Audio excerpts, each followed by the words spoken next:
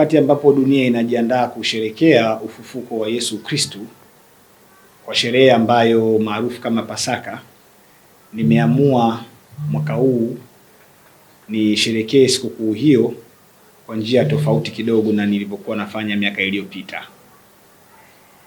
Nimeamua mwaka huu kutumia kiasi hichi kidogo cha fedha ambacho Mwenyezi Mungu amenijalia kuweza kugharamia matibabu ya wanawake ambao wanakabiliana na shingo ya kizazi.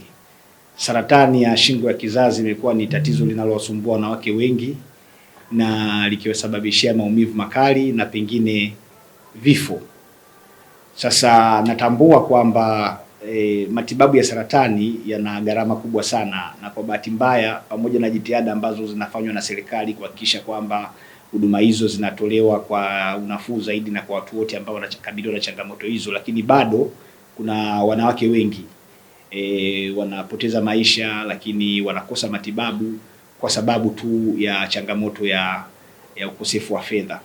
Kwa hiyo nimeona kwamba kama shukrani yangu kwa jamii kwa kutambua mchango ambao wanawake wanautoa katika kusaidia mapambano dhidi ya ukandamizaji, lakini katika kupigania haki.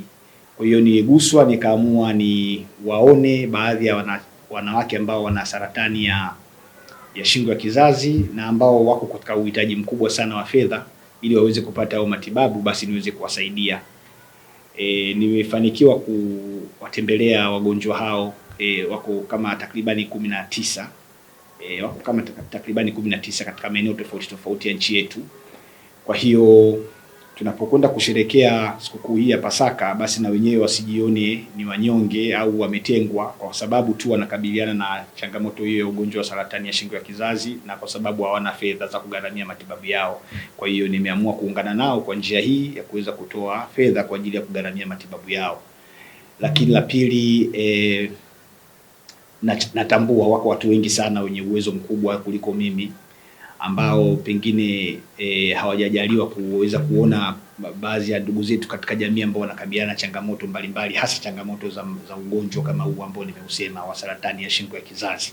Natoa wito kwao pia waguswe kama sehemu ya ibada kwenda kuwatembelea wagonjwa, lakini pia kuwasaidia wale wenye uhitaji, hasa uhitaji wa matibabu, kwa sababu unapokuwa na changamoto ya ugonjwa, njia pekee ya kunusuru uhai ni kupata matibabu, na usipopata matibabu maana yake unajiandalia kaburi. Sasa inauma kuona wenzetu wanaweza kufariki kwa kukosa fedha chache tu kidogo ambazo na pengine sisi tunazo na tunazitumia katika mambo mengine mbalimbali ikiwemo ya anasa.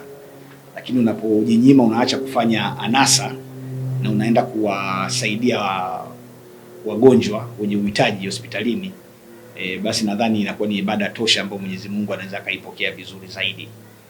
Na kwa kweli namshukuru Mungu tena kwa kunipa fursa hii niweze kurudisha shukrani yangu kwa njia hii ambayo naifanya.